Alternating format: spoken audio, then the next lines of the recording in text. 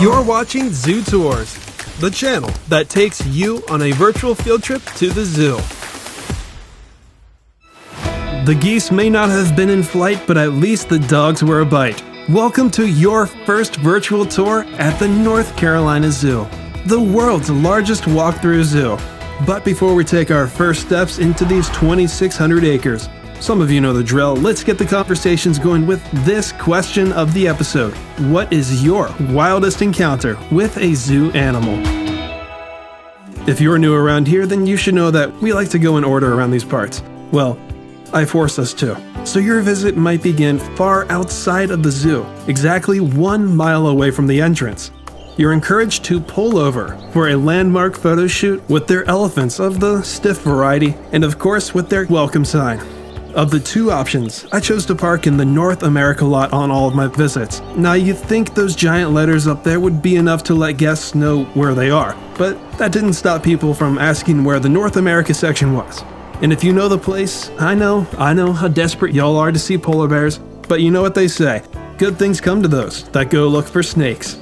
The entire North America region started construction around 1987 and took 8 years to complete. You might think that they got a little lazy, until you're told that they were working with multiple phases and over 60 acres of land. In case you didn't see the title, we are walking into the Cypress Swamp. People can praise the zoo's African grasslands area all they want for its immersive qualities, but this is a real swamp, and your first stop may be spent just looking at a whole lot of trees and playing I Spy with carnivorous plants or the much more difficult to spot water snakes. There may be a lot of flies to swat, but it's all part of the fun. If you don't see anything around here, then at least you can admire the catamount sculpture, just one of many pieces of art that are scattered throughout the zoo.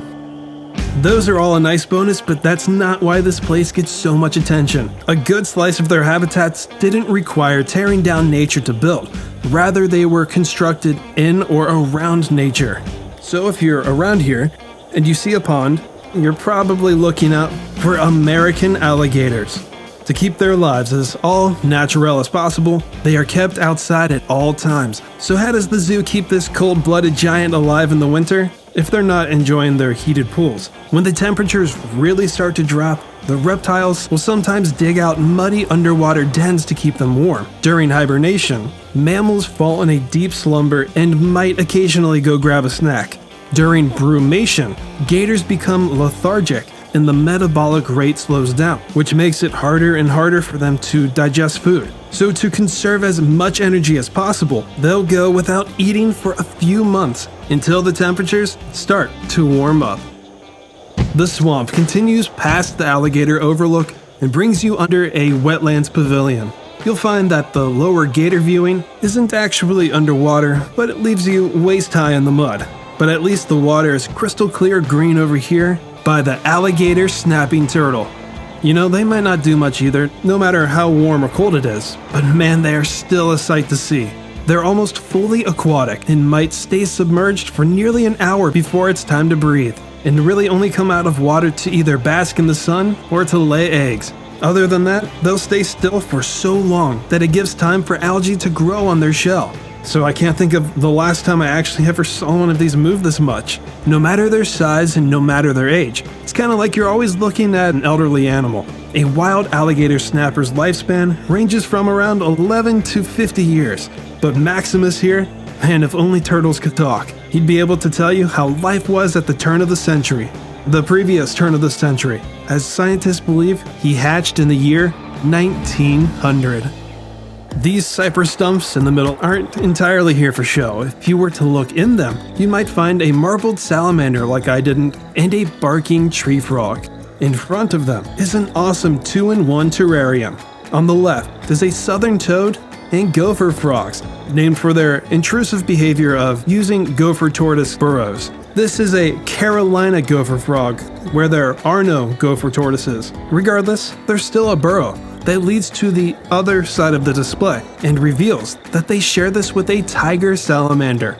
And then it looks like they share the space with an eastern hognose snake. And it's a good thing that they don't, because they have amphibian-specific venom. Some frogs and toads can puff or inflate themselves to make it difficult for a predator to swallow them, but this snake's enlarged back teeth can help pull and keep the prey in place to take care of that problem. This setup may be small, but yet it shows how diverse life underground can be, and it made up for the fact that I didn't see the next door eastern indigo snake. The final species, but not the final animal, were a couple of cardiac cats that I didn't even expect to see. A brother and sister pair of rescued cougars. If you have ever been in North Carolina, then you might think that it's a perfect environment for a mountain lion. Well, it was. The eastern puma was once the top predator from Michigan to South Carolina. Due to trapping and overhunting, well, you can put two and two together.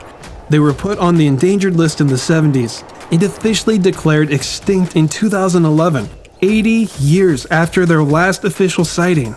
Although scientists argue that the subspecies never even existed in the first place, and they were just pumas that you see out west, like these two. But that doesn't really matter though. They're still missing from this area. One of the zoo's signs implores that a healthy environment must have predators. They keep the herbivore populations from growing too large, and when you're talking about a swamp, overpopulated deer can consume the foliage too quickly, and without those plants, it can cause more erosion and residential flooding. Before you leave, it may not seem like it, but there's more. You might see a couple of the locals, but what you really want to look for is Igor, their other, much smaller and much younger alligator snapping turtle. The two remaining exhibits down the line are the toughest to find if you're not really paying attention. They just blend in that well with the nature around it. But if the sun's out, it's really easy to catch more alligators working on their tan.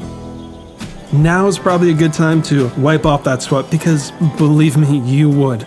But the swamp, the actual swamp, bleeds into the marsh, one of the largest and the most natural attraction at the zoo. The zoo says depending on when you show up, you'll see wild birds, snakes, frogs, muskrats, beavers, and you can't forget more works of art. And that, cows and bulls, was your first short but sweet tour of the North Carolina Zoo. The next time you hear from me, we'll be heading into the cool side of the zoo at their famed Rocky Coast exhibit. So stay tuned. Just at least see if you can answer this trivia question, and thank you all for watching.